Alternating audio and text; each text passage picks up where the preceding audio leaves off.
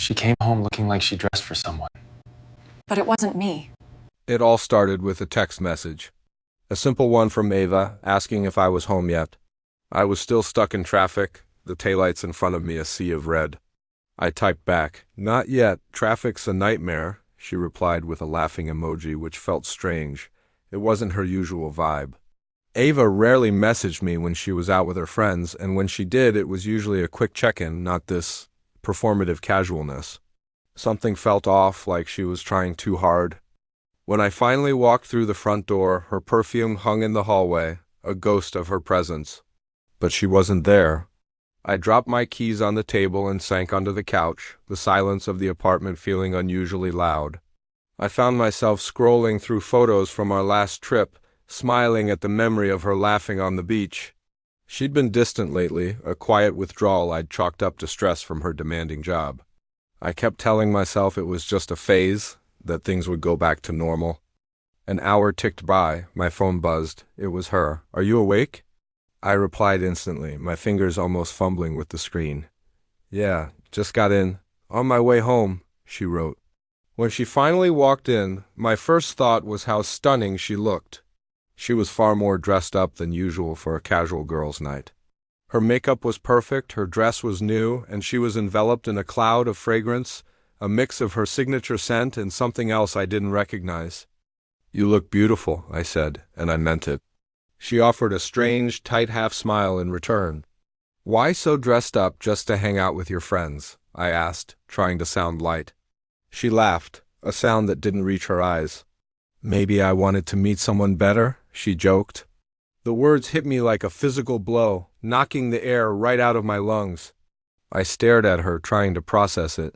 "What do you mean by that?" I asked, my voice barely a whisper. She immediately backtracked, her hands fluttering dismissively. "I was kidding. Just a stupid joke." But her eyes told a different story.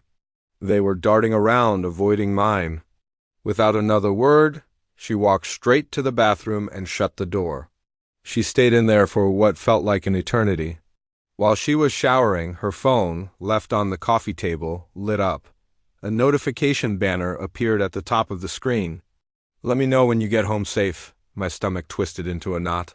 I recognized the name. It wasn't one of her friends. It was a guy from her office, someone she'd always claimed she barely even spoke to. When she came out of the bathroom, wrapped in a towel, I couldn't hold it in anymore. "Is everything okay between us?" I asked. She froze, her hand pausing on its way to her hair. "I'm just tired," she said, the words sounding hollow. "I saw the message," I said, my voice flat. "On your phone?" Her expression cracked like thin ice. "It's nothing," she insisted, her voice shaking. "Just a coworker checking in." But I could hear the lie, thick and suffocating. "Are you seeing him?" The question hung in the air between us. She denied it at first, a panicked, "No, of course not." But the guilt was already written all over her face. She sank onto the edge of the couch, her shoulders slumping in defeat. "I made a mistake," she whispered, the words so quiet I almost missed them. My heart felt like it was being squeezed in a vice, slowly and painfully. She told me it started with harmless flirting at work. A joke here, a compliment there. Then it turned into lunches. And then it turned into something she swore she would never, ever do. "How long?" I asked, my voice hoarse. "A few weeks," she mumbled, looking at the floor, but I knew. I knew in my gut it was longer than that. "I deserve the truth, Ava." That's when she started crying, deep, racking sobs that shook her entire body. She said she didn't know how it had spiraled so far out of control. "Do you love him?" The question I was most afraid to ask. She hesitated. Just for a second, but it was long enough. "No," she said, but that single beat of silence was enough to shatter what little trust was left. I had to stand up. I couldn't breathe sitting next to her. She followed me, her hand reaching for mine. "Please don't walk away," she begged. "Betrayal doesn't just disappear because you're sorry," I told her, my voice colder than I intended. She collapsed to her knees, clutching my hand like it was a lifeline, the only thing keeping her from falling apart completely. "I need space," I said. "I need to think." She looked up, her face streaked with tears. "Should I sleep at my sister's?" she asked. I just nodded. "That's probably a good idea." While she packed a small bag, she kept looking at me, her eyes tracing my face as if she were trying to memorize it. The click of the front door closing behind her was deafening. The silence that followed was heavier and more painful than her confession. I slid down the wall and sat on the floor, trying to pinpoint the exact moment she stopped being mine. The next day, my phone was a constant barrage of messages, apologies, promises. She said she'd cut all contact with him immediately. She even sent screenshots, proof that she had blocked his number and his social media profiles. But trust isn't something you can glue back together with a few texts. It was shattered. I need clarity more than comfort right now, I wrote back. She asked if we could meet to talk in person. We met at a quiet cafe, the air thick with the smell of cinnamon and coffee. She looked exhausted, her eyes red and puffy, like she hadn't slept at all. She said she was willing to do anything, absolutely anything, to fix what she had broken. "I don't want a life without you in it," she said, her voice cracking. I had to ask the hardest question. Why? Why would you risk everything we have for someone you claim meant nothing? She looked down at her hands, twisting a napkin into shreds. "I felt unnoticed," she admitted, her voice barely audible. "Unappreciated." It was stupid, but I was flattered that someone made me feel desired. "Communication exists for a reason, Ava," I said, trying to keep my own emotions in check. She nodded, wiping her eyes with shaking hands. For the first time in this whole nightmare, she didn't make a single excuse.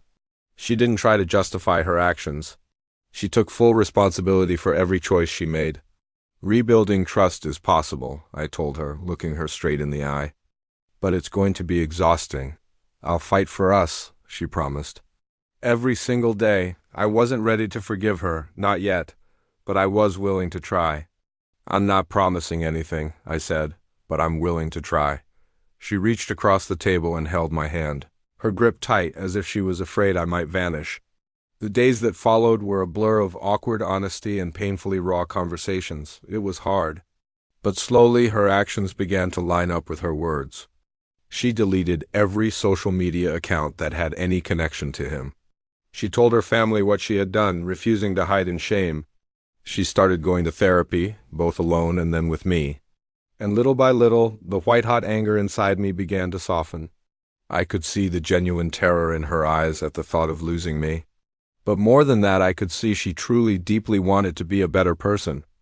One evening, we were sitting on opposite ends of the couch, the space between us still feeling like a canyon. My phone lit up with a text from her. "Thank you for giving me a chance to prove I'm not that person anymore." I looked over at her. In her eyes, I saw sincerity, not excuses. I typed back, "Just don't break what we're trying to rebuild." She gave a small, silent nod, understanding everything that wasn't said. And for the first time since my world had shattered, a small, fragile sense of peace began to settle in my heart. The road ahead is long, but for the first time, it feels like we're walking it together.